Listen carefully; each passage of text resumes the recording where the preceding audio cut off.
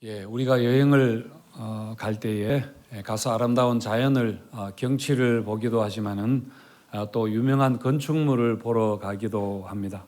경복궁이나 또 해외에 가면은 에펠탑이나 그리고 만리장성과 같은 그런 웅장한 건축물들, 또 큰 다리나 또 높은 빌딩 같은 것들 우리가 가서 구경을 합니다.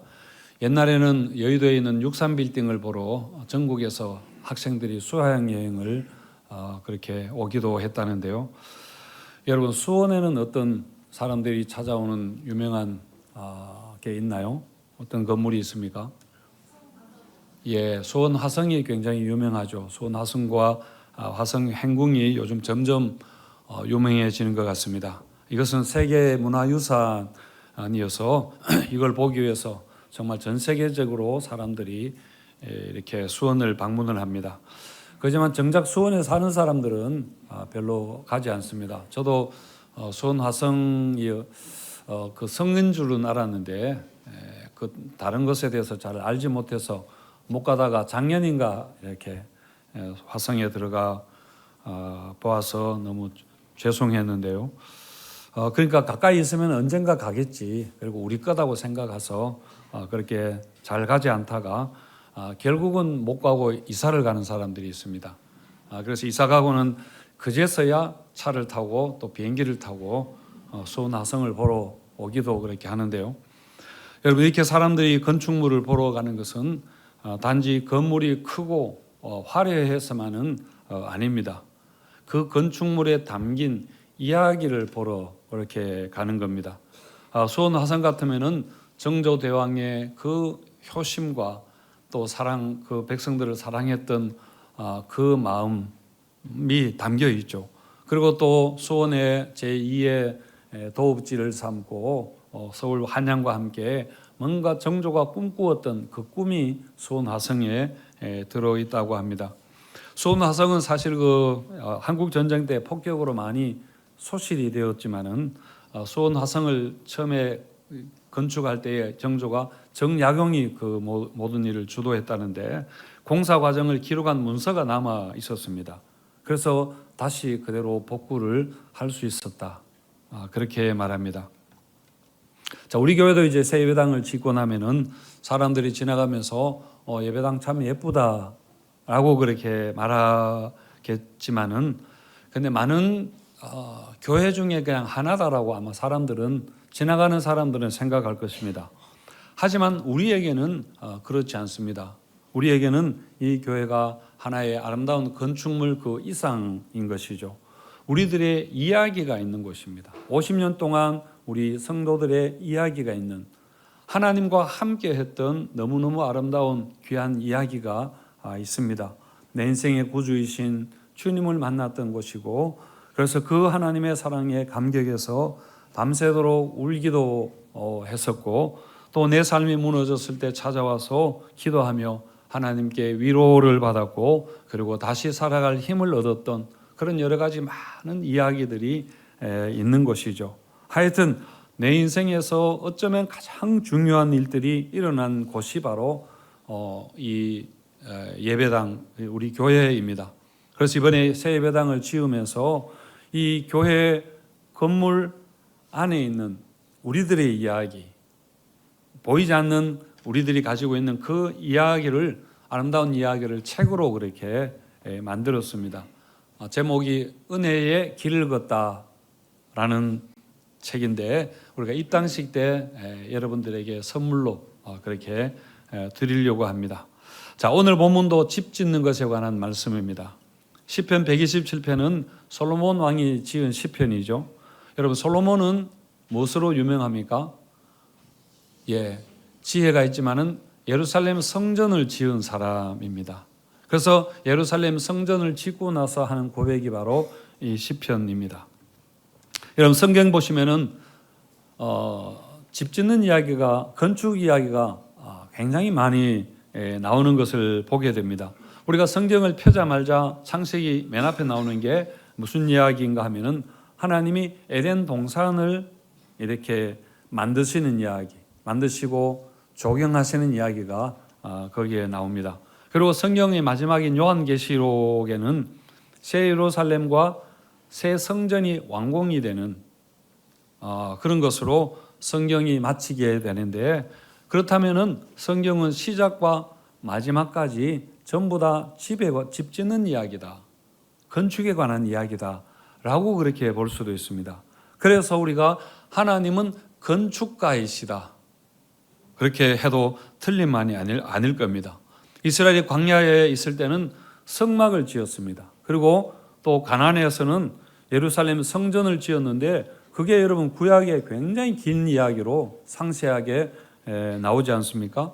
그 성막과 성전을 기획하시고 계획하시고 설계하시고, 어떤 재료를 써라, 얼마의 치수를 하라, 색깔은 뭘로 하라, 모든 것을 다 하나님이 일일이 지시하셨습니다.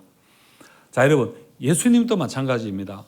예수님도 실제로 목수의 아들로 그렇게 태어나셨고, 공생애를 시작하시기 전까지 목수 일을 했다는 그런 이야기들도 많이 전해오고 있습니다. 그러니까 예수님이 지은 집이 여러분 얼마나 많이 있겠습니까? 무엇보다도 예수님은 하나님의 나라를 건설하신 분이시죠. 자, 이렇게 성경에는 건축에 관한, 집에 관한 이야기가 굉장히 많이 나오는데, 또 하나님의 나라를 예수님은 집으로, 그렇게 집에 들어가는 것으로 그렇게 많이 비유를 하셨죠. 자, 그런데 그 중에서도 솔로몬이 대표적으로 건축을 했던 사람입니다. 솔로몬은 하나님의 집 예루살렘 성전을 지은 사람이고, 예루살렘 성전뿐만 아니라 자신의 궁궐도 많이 지었는데 13년 동안이나 궁궐을 지었습니다. 예루살렘 성전을 7년 짓고 자신의 집을 7년 동안, 13년 동안 지었는데, 솔로몬이 40년 동안 재임한 기간이 40년인데 절반이 20년 동안 건축을 했던 그런 왕입니다. 오늘 시편 127편은 그렇게 많은 집을 지었던 솔로몬의 고백이라 그렇게 할 수 있습니다. 자, 우리 1절 말씀을 같이 읽겠습니다. 1절 말씀 시작. 여호와께서 집을 세우지 아니하면, 여호와께서 성을 지키지 아니하시면은 파수꾼에 깨어 있음이 헛되도다, 이렇게 고백을 했는데, 이것은 꼭 집을 짓는 것뿐만 아니라 우리 인생 전반에 관한 지혜의 교훈입니다. 하나님께서 집을 세우지 않으시면은 헛되다. 하나님께서 성을 지키지 않으시면은 헛되다. 집이 여러 개 모이면은 공동체가 되면 그게 성으로 되는 거죠. 자, 그런데 여러분, 사람들이 세우고 지키려고 하는 집과 성이 무엇을 의미하는 것일까요? 그게 무엇이길래 하나님이 없으면은 안 된다, 헛된 일이다, 무너진다, 그렇게 하는 걸까요? 레리 크랩이라는 그 사람이 인간에게는 두 가지의 기본 욕구가 있다, 그렇게 했습니다. 한 가지가 뭐냐면은 안정감입니다. 시큐리티이고, 다른 한 가지는 의미성입니다. 이것은 인간이 가지고 있는, 모든 사람이 가지고 있는 기본 욕구이기 때문에 반드시 이것을 추구하고 욕망을 하게 되어 있습니다. 그런데 이것을 어떻게 채우느냐 하는 것이 이제 문제가 되는 것이죠. 자, 우리가 먼저 안정감에 대해서 본다면은, 우리가 여러분 공사 작업장이나 또 우리가 길을 가거나 차를 타고 도로를 갈 때도 가장 많이 보는 것이 안전에 관한 것입니다. 뭐 속도 제한이나 신호 표지판이나 뭐 어린이 보호구역이나 이런 것들이 다 안전에 관한 거 아닙니까? 여러분, 그만큼 사람이 살아가는데 중요한 것이 안전의 문제라는 겁니다. 자, 그런데 이런 신체적이고 물리적인 안전보다 더 중요한 것이 우리의 심리적인 안전감입니다. 여러분, 이 안전감은 어디서 채워지는가 하면은 관계에서 오는 겁니다.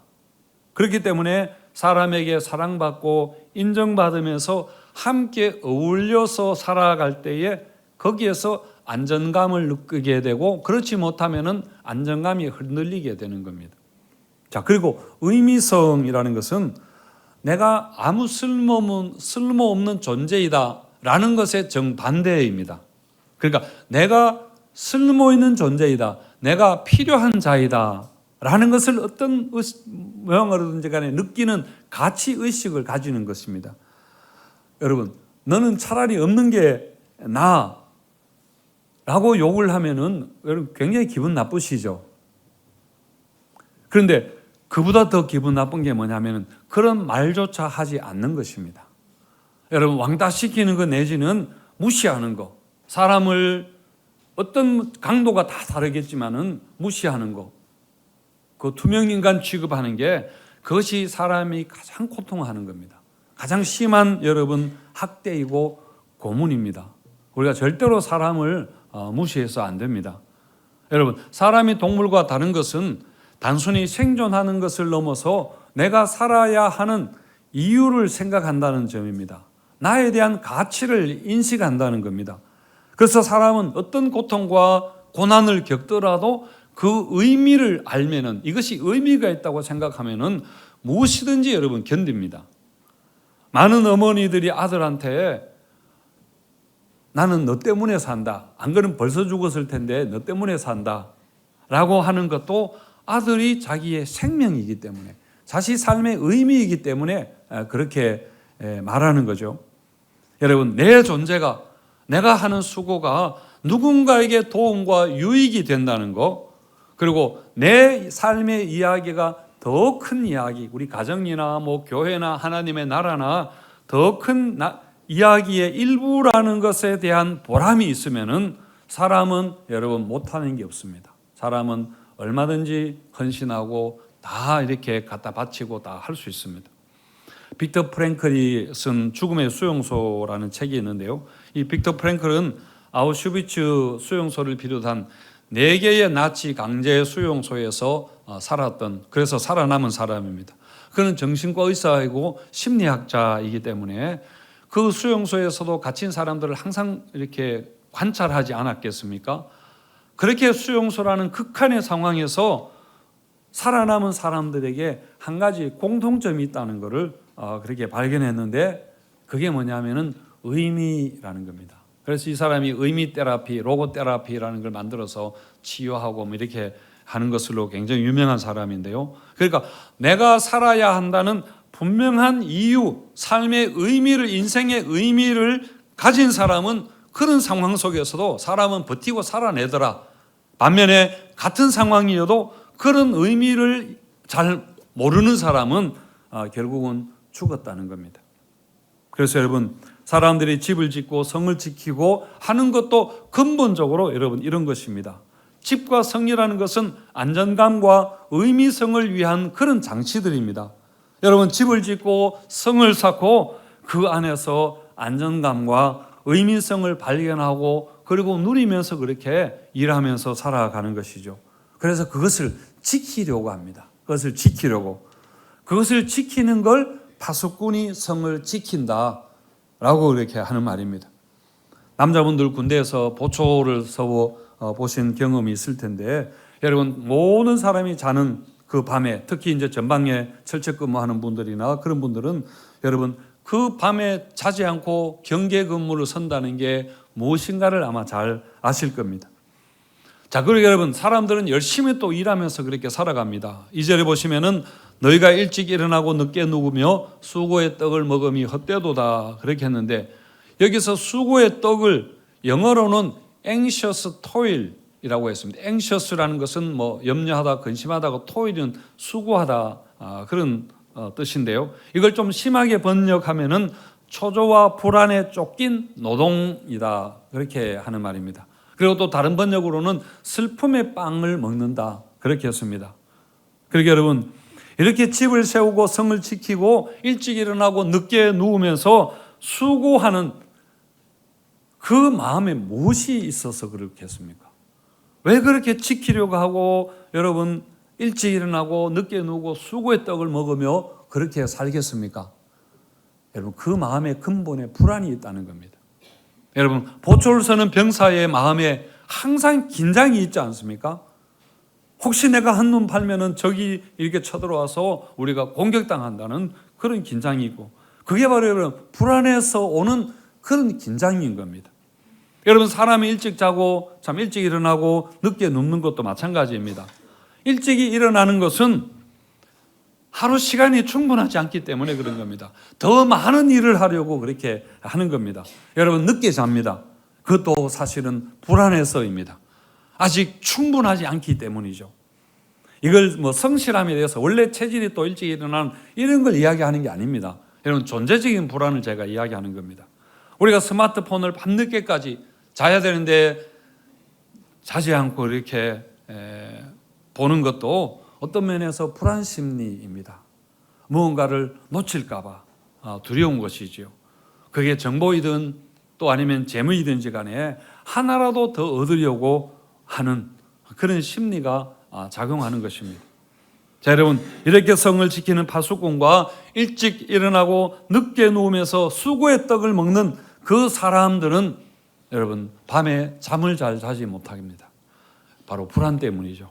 집을 세우고 지키려고 하는 그 긴장 또 불안 때문에 잠을 잘 들지 못하는 겁니다. 내가 내 인생을 지키는 불침번인 겁니다. 파수꾼이라고 생각하기 때문에 그런 것입니다. 그래서 내가 잠시라도 눈을 파는 순간에 뭔가가 내 인생에 잘못될 수 있다는, 내가 성실하지 않으면 뭔가가 내 미래가 잘못될 수 있다는 그런 불안이 우리에게 여러분 있는 거죠. 자, 그렇다면 여러분, 우리는 이 문제를 어떻게 해결할 수 있는가입니다. 그렇다면 우리는 어디에서 진정한 안정감과 참 의미를 발견할 수 있는가입니다.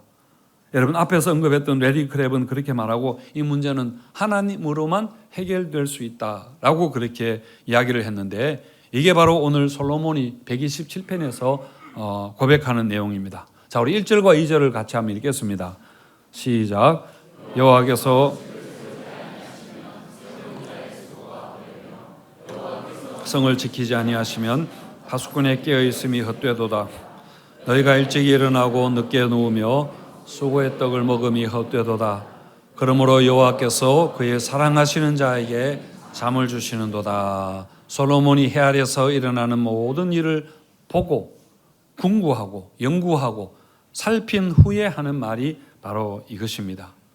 여러분, 앞에서 말했던 안전감과 의미성은 인간의 기본 욕구이기 때문에 이것은 반드시 채워져야 하는 것인데요. 근데 문제는 어디서 채우느냐, 어떻게 무엇으로 채우느냐, 그리고 누가 채우느냐 하는 것이죠.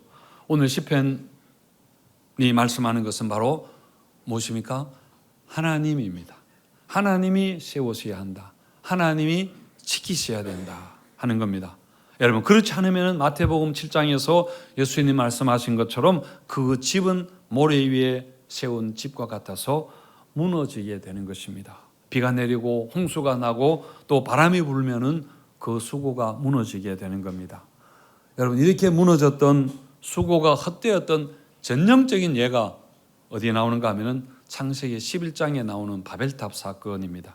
사람들이 바벨탑을 쌓은 이유가 창세기 11장 4절에 보면 이렇게 나오는데, 왜 쌓았는가 하면 우리가 이름을 내고 온 지면의 흩어짐을 면하자. 이래서 바벨탑을 쌓았습니다.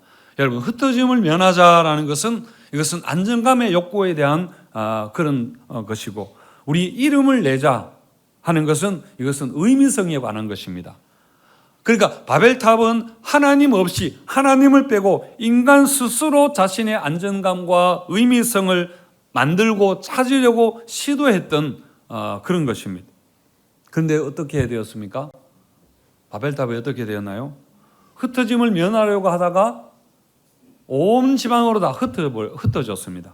그리고 자기 이름을 내려고 하다가 노아 홍수 시대에 그 죄와 맞먹는 그런 죄악의 사례로 온갖 악명과 오명을 그렇게 뒤집어 쓰는 사건이 되었습니다. 여러분, 우리가 아무리 높이 쌓고 밤낮으로 수고를 해도 정말 삶의 중심에서 우리가 하나님이 계시지 않으면 내 이름을 내고 우리 스스로 뭔가를 하려고 한다면 결국 이렇게 되는 것입니다. 그게 바로 헛되다라고 하는 겁니다. 그래서 여러분, 우리는 하나님 안에 있는 나 자신을 발견할 때 가장 안전함을 느끼고 우리가 삶의 의미를 찾게 되는 겁니다. 나를 전적으로 무조건적으로 사랑하시는 그 하나님 안에서 우리는 참된 안정감을 여러분 누릴 수 있습니다. 우리가 아직 죄인 되었을 때에 우리 위해서 자기 아들을 십자가에 내어 죽게 하실 정도로 우리를 사랑하시는 그 하나님의 사랑을 알 때에 그 사랑 안에 있는 것보다 여러분 더 안전한 게 어디에 있겠습니까? 그것은 환난이나 공고나 기근이나 적신이나 위험이나 칼과 같은 심지어 죽음조차도 끊을 수 없는 그런 여러분 하나님의 사랑입니다. 그 하나님의 사랑 안에 있을 때에 우리가 가장 근본적으로 영적으로 안전함을 느끼게 되는 겁니다. 그리고 여러분 내 삶의 의미는 창조주 하나님이 주시는 부르심에 있습니다. 내가 내 인생에 의미가 있다고 하고 다른 사람이 너는 의미가 있다라고 그렇게 해도 그것은 여러분 흔들리고 변하는 것입니다. 그렇지만은 나를 지으신, 나를 아시고 나를 지으시고 나를 보내시고 나를 부르신 하나님은 그렇지 않습니다. 이미 만세전에 나를 아시고 부르시고 너는 내 것이라 그렇게 말씀하시는 그것에 여러분 우리의 참 인생의 가치와 의미가 여러분 있다는 것을 믿으시기 바랍니다. 이렇게 하나님 안에서 안정감을 가지고 의미성을 찾는 자에게 하나님 주시는 선물이 여러분 바로 잠입니다. 2절 후반부에서 그러므로 여호와께서 그의 사랑하는 자에게 잠을 주시는도다 그렇게 했습니다. 여러분 이 시간 주무셔도 되는데 주무셔도 여기서는 은혜가 받으면 주무시는 곳인데 여러분 어쨌든 잘 주무십니까? 잘 주무시나요? 이것은 건강에 관한 질문이 아니라 신앙에 관한 질문입니다. 우리가 세상 일에 걱정과 염려가 많아서 여러분 잠이 잘 오지 않습니까? 자다가 깨고 나면은 다시 잠을 들지 못하는 그 일이 생각이 나서 해결하지 못한 그런 일들이 머릿속에 그렇게 맴돌고 여러분 있지는 않습니까? 여러분 그게 바로 불면입니다. 잠을 자지 못하는 것입니다. 물론 이것은 신체적 의학적인 그런 불면증이 있는 분들이 있고 그걸 이야기하는 것은 아닙니다. 저는 지금 신앙적인 그런 문제를 말씀을 드리는 것입니다. 하나님이 사랑하시는 자에게 잠을 주신다 그렇게 했는데 하나님이 사랑하시는 자는 하나님이 다 사랑하시죠. 그렇지만은 이것은 또 우리가 생각할 때 그 하나님의 사랑하시는 것을 아는 자, 하나님을 사랑하는 자라고 우리가 할 수 있습니다. 하나님을 사랑하는 자에게 나타나는 믿음의 현상, 그것이 여러분 잠인 것입니다. 그것이 예배 시간이든 어디서든지 간에 조는 것입니다. 여러분 시편 4편 8절에 보면은 내가 평안히 눕고 자기도 하리니 나를 안전하게 살게 하시는 이는 오직 여호와시니라. 이게 다윗의 시거든요. 이 시를 쓸 때 다윗은 도망다니고 있었습니다. 아마 압살롬의 난에 그렇게 도망다니고 있었을 때인데 굉장히 위험한 상황이었지만은 다윗은 뭐라고 합니까? 내가 평안히 눕고 자기도 하리라. 그렇게 했는데 왜 그런가 하면은 나를 안전하게 살게 하시는 이는 오직 여호와 하나님이시기 때문에 라고 그렇게 했습니다. 여러분 이것이 바로 시편 127편이 말하는 핵심입니다. 하나님이 나를 지키신다는 것을 믿을 때에 우리는 파수꾼의 그 긴장과 불안과 두려움을 내려놓을 수 있습니다. 내가 나를 지켜야 된다는 그 긴장을 내려놓을 수 있고 하나님의 그 사랑 안에서 하나님의 능력과 돌보심 안에서 우리가 평안히 안식할 수 있는 것을 여러분 믿으시기 바랍니다. 자, 그리고 우리 한 가지 더 기억해야 하는 것이 있습니다. 여러분 안전감과 의미성은 나 혼자서 여러분 어떻게 하는 것이 아닙니다. 오늘 시편은 이것을 가정이라는 그런 어떤 이미지를 가지고 가정이라는 배경을 가지고 이야기했지만은 오늘 우리는 이것을 물론 가정뿐만 아니라 우리 교회에 적용해 볼 수 있습니다.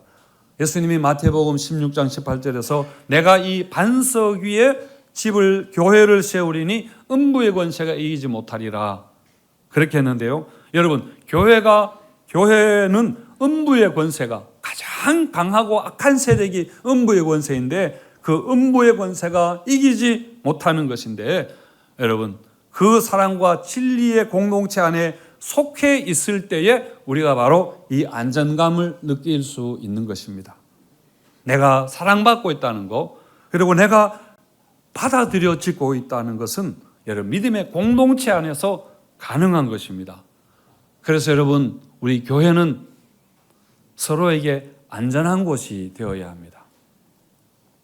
내가 판단받지 않아야 됩니다. 그리고 여러분 내 모습 이대로 여러분 받아들여져야 되는 겁니다. 내가 무슨 실수를 하고 실패를 하고 그것이 나에게 수치가 되지 않고 내 가정의 어려운 문제가 내가 기어이 숨겨야 되는 그런 것이 되지 아니하고 그것을 이야기해도 전혀 문제가 되지 않는, 그리고 내가 이 많은 사람 속에서 내가 소외되지 아니하고 그래서 내 마음이 정말 반석 위에 있는 것 같이 교회 오면은 안정감을 여러분 느끼는 곳이 되어야 합니다. 여러분 의미성도 마찬가지입니다. 교회는 서로에게 의미가 되어주는 곳이어야 합니다.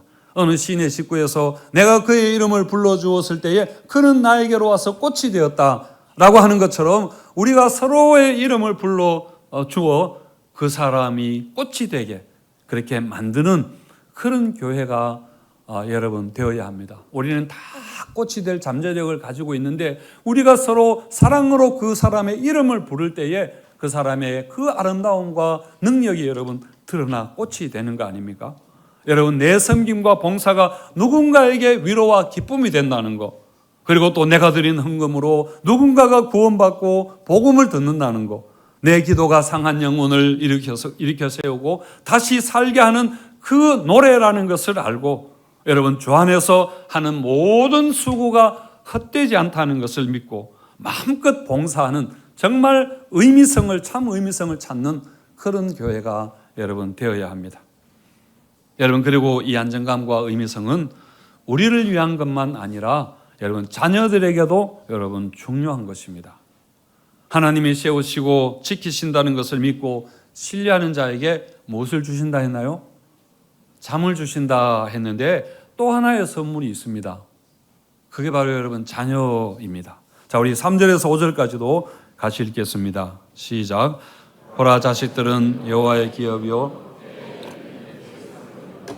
젊은 자의 자식은 장사의 수중의 화살 같으니 이것이 그의 화살통에 가득한 자는 복되도다.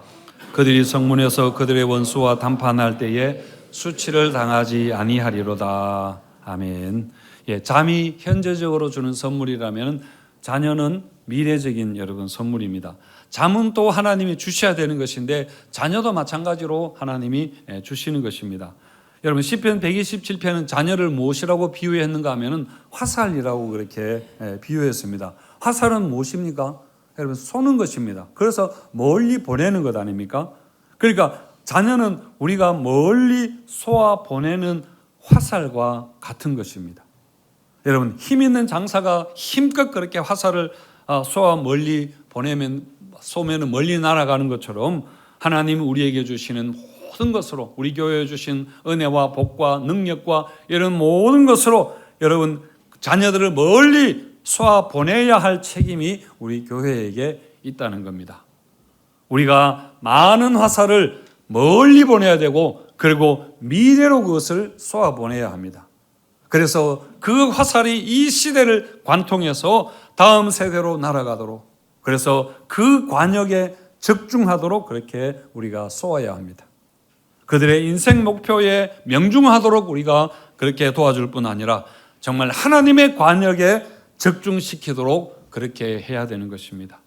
그래서 여러분 우리 교회가 자녀들을 더 멀리 쏘아 보내는 그런 화살통이 되어야 합니다. 사랑하는 성도 여러분, 이제 불침번 근무를 교대할 시간입니다.